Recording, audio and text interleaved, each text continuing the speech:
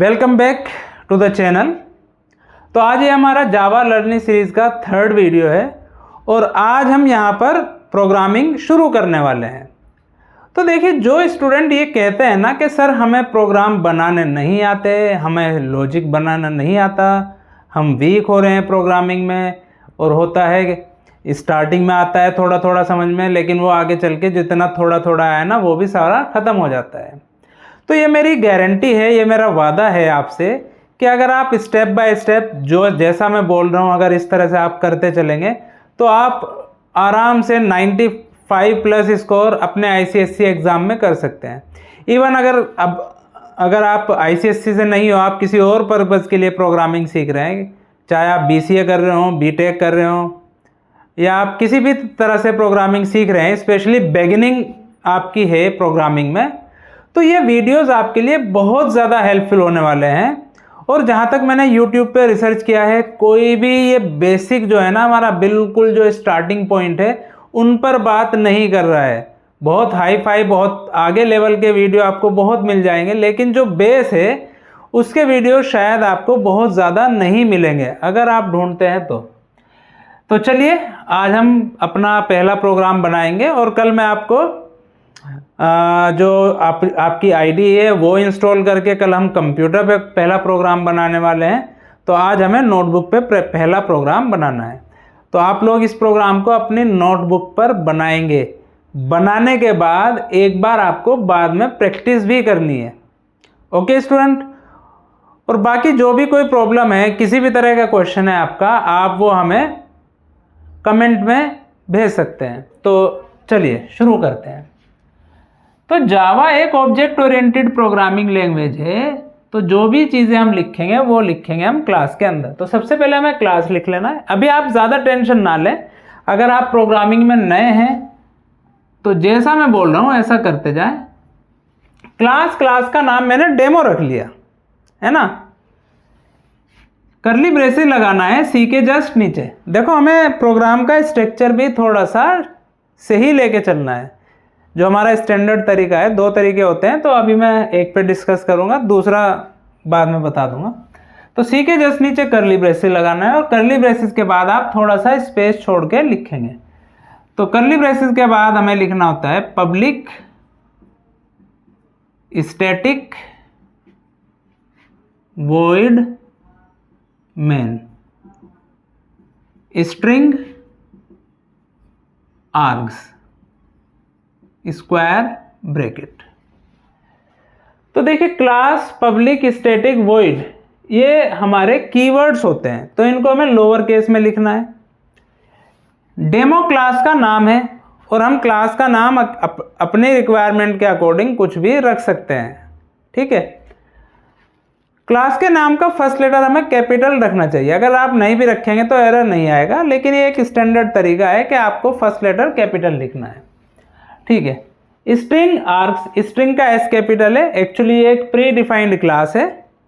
Args एक array का name है, ये स्क्वायर ब्रैकेट है। अब ये चीज क्या है, पब्लिक क्यों लिखा है, स्टैटिक क्यों लिखा है, वॉइड क्या होता है, मेन क्या है ना, ये सब कुछ हम धीरे धीरे सीखेंगे। तो फिलहाल अभी के लिए आप इसे एज इट इज याद रखेंगे। ठीक, बस आप ये चेंज कर सकते हैं, बाकी इसमें कोई चीज चेंज नहीं होगी। अब पी के जस्ट नीचे फिर से हमें एक कर्ली ब्रेसेस लगा लेना है। इसे बोलते हैं हम ओपनिंग कर्ली ब्रेसेस, या सिंपली हम ब्रेसेस भी बोलते हैं। चलिए, तो अभी मैं सबसे पहला प्रोग्राम बनाता हूं। अपना नाम प्रिंट करना है। मुझे क्या करना है, अपना नाम प्रिंट करना है स्क्रीन पर, दैट्स इट। तो जब भी हमें कोई चीज प्रिंट करनी होती है तो उसके लिए हम कमांड का यूज करते हैं, system dot out dot print ln. ये क्या चीज़ है, सिस्टम क्या है, आउट क्या है, प्रिंट एलन क्या है, इस पे भी मैं एक डेडिकेटेड वीडियो बनाऊंगा। तो अभी के लिए आप इसे ऐसे ही याद रखें। ठीक, प्रिंट करने के काम में आता है। जब भी हम कोई चीज़ प्रिंट करेंगे तो हमें इसका यूज़ करना है। सिस्टम का एस कैपिटल है। अब मुझे अपना नाम प्रिंट करना है। सपोज मैं यहाँ पर आसिफ ई ट्यूटोरियल्स प्रिंट करता हूं। ठीक, कर्ली ब्रेसेस को बंद कर दीजिए, यानी कि मेन मेथड हमारा ख़त्म हो गया है। फिर ये वाला कर्ली ब्रेसेस बंद कर दीजिए और कर्ली ब्रेसेस को आप देखो, जैसे ही कर्ली ब्रेसेस लगा अगली लाइन थोड़ी सी राइट में करके शिफ्ट करके हमने लिखी है। फिर पी के जस्ट नीचे कर्ली ब्रेसेस लगा, इसके बाद जो भी हम कोड लिखे हैं थोड़ा सा शिफ्ट करके लिखेंगे। जब हम कर्ली ब्रेसेस बंद करेंगे तो इसके जस्ट नीचे बंद करेंगे, जब ये वाला कर्ली ब्रेसेस बंद करेंगे तो इसके जस्ट नीचे बंद करेंगे। तो इस तरह से आपका प्रोग्राम अच्छा भी लगेगा, वेल स्ट्रक्चर्ड होगा। और अगर हमारा प्रोग्राम वेल स्ट्रक्चर्ड है तो उस पर हमें मार्क्स भी अच्छे ही मिलेंगे, क्योंकि देखने में अच्छा लगेगा। एक दो मिस्टेक होगी तो हो सकता है वो बच जाए, बट स्ट्रक्चर आपको सही रखना है। तो होगा क्या, जब हम इस प्रोग्राम को रन करेंगे तो हमारा ये वाला मैसेज प्रिंट हो जाएगा। चलिए, ये हमारा पहला प्रोग्राम हो गया। दूसरा प्रोग्राम, क्वेश्चन चाहे तो आप लिख सकते हैं, एक बेसिक, बिल्कुल बेसिक क्वेश्चन मैं बता रहा हूँ। यहाँ पे क्वेश्चन है write a program to calculate, मैं यहाँ पर लिख देता हूँ, write a program to calculate area and perimeter of square. ठीक है जी। अब यहां से हमारा लॉजिक बिल्डिंग स्टार्ट होता है। देखो, कोई भी बड़ी चीज़ है, हम एकदम से कुछ बड़ा नहीं कर सकते, पहले हमें कुछ छोटी छोटी चीज़ें करनी होंगी, यानी कि छोटे छोटे हमारे काम से ही बड़ा काम कुछ हम अचीव कर सकते हैं। तो लॉजिक बिल्डिंग शुरू हो गई आपकी यहाँ से ही। देखिए, हमें कैलकुलेट करना है पेरीमीटर और एरिया किसका, स्क्वायर का। ठीक है, अब देखिए, to calculate area and perimeter of a square I need only one input. मुझे एक इनपुट चाहिए, जो कि क्या होगा, स्क्वायर की साइड। अगर मेरे पास साइड की वैल्यू है तो मैं एरिया कैलकुलेट कर सकता हूँ साइड का स्क्वायर करके, और मैं पेरीमीटर भी कैलकुलेट कर सकता हूँ। कैसे करूँगा, 4 इंटू साइड करके।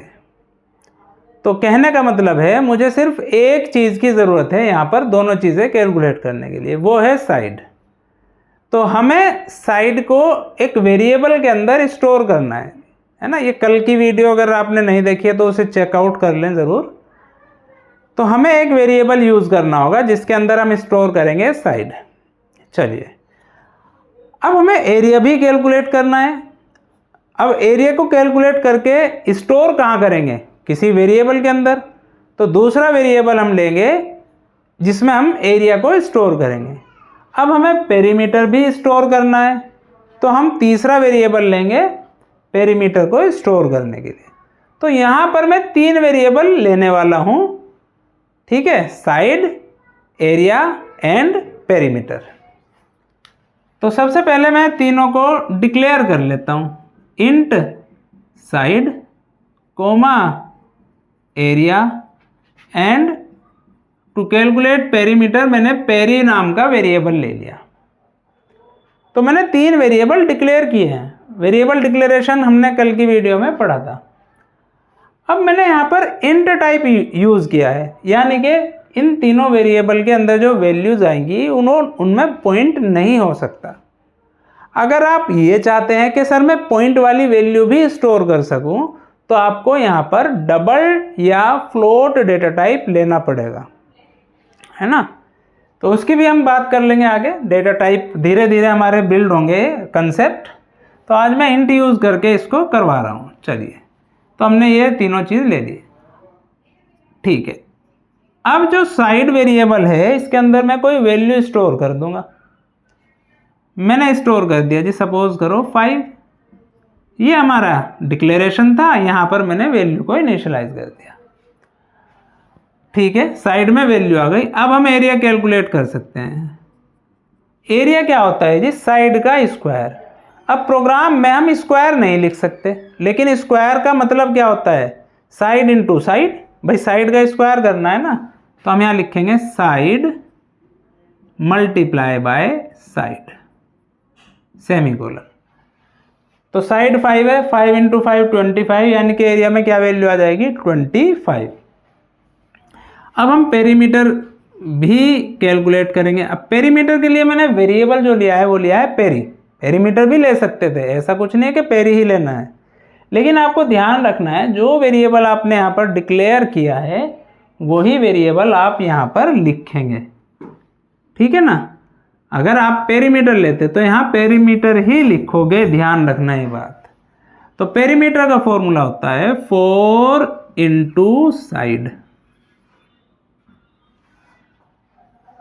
हमारी कैलकुलेशन पूरी हो चुकी है, हमने दोनों चीज़ें कैलकुलेट करनी है। अब कैलकुलेट करने के बाद हमें इनको प्रिंट भी तो करना है, ठीक है। और प्रिंट करने के लिए मैंने आपको बताया था हम क्या लिखेंगे जी, system.out.println। देखिए, अगर आप मेरी वीडियोस को तसल्ली के साथ देखते जाएंगे, थोड़ा टाइम ज़्यादा ज़रूर लगेगा, लेकिन आपको किसी दूसरी जगह पे जाने की ज़रूरत नहीं पड़ेगी। बिल्कुल A to Z logic building एकदम बहुत अच्छे से सीखने वाले हो आप लोग, लेकिन उसके लिए पेशेंस देना पड़ेगा, पेशेंस रखना पड़ेगा आपको कि वीडियो इतनी लंबी क्यों है, थोड़ा सा टाइम लग रहा है, सर बोलने में बहुत ज़्यादा टाइम लेते हैं, थोड़ा हाँ आप थोड़ा सा 0.25 स्पीड बढ़ा सकते हो अपनी रिक्वायरमेंट के अकॉर्डिंग। चलिए, तो मुझे एरिया की वैल्यू प्रिंट करनी है, तो मैं यहाँ एरिया लिख दूंगा। एरिया की वैल्यू प्रिंट हो जाएगी। इट मीन्स ये जो है हमारा 5 × 5 एरिया में क्या वैल्यू आ रखी है 25 प्रिंट कर देगा। अब यहाँ मैं system.out.println के बारे में कुछ बात करने वाला हूँ आपसे, ताकि आपको दिक्कत ना हो। देखिए, एरिया एक वेरिएबल है, बिना डबल कोट्स के अगर मैं लिखूंगा तो एरिया वेरिएबल के अंदर जो भी वैल्यूज़ हैं वो प्रिंट हो जाएगी।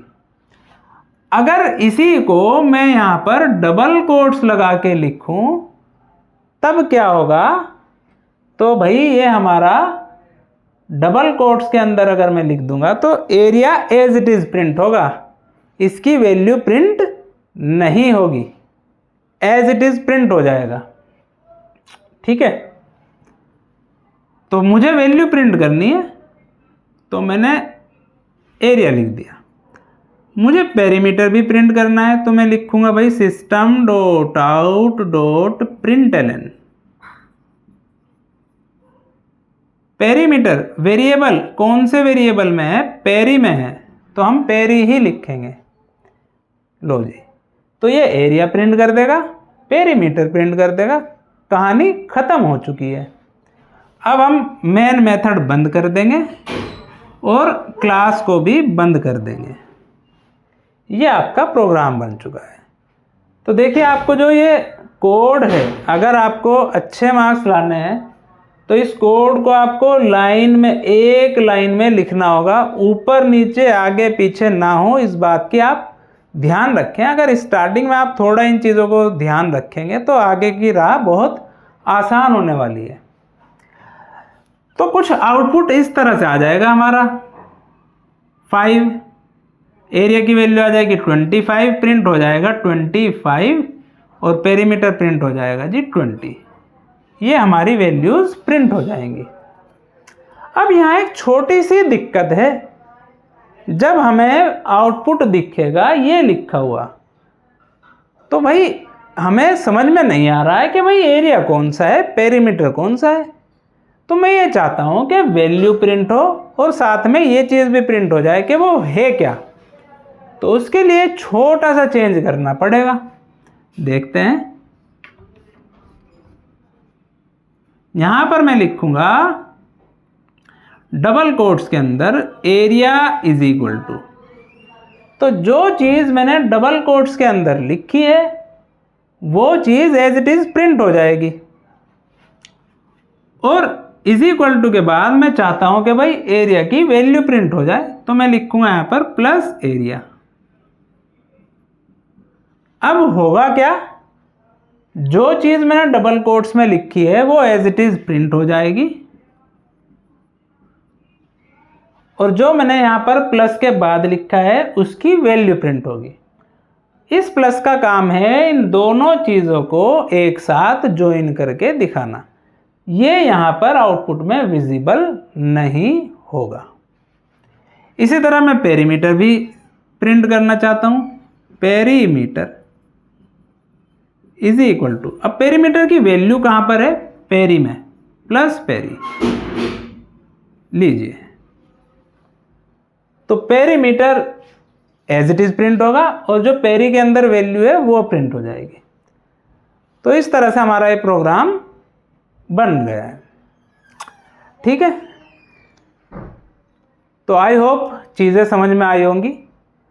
अगर आप ऐसे ही वीडियोस देखना चाहते हैं तो चैनल सब्सक्राइब ज़रूर कर दें।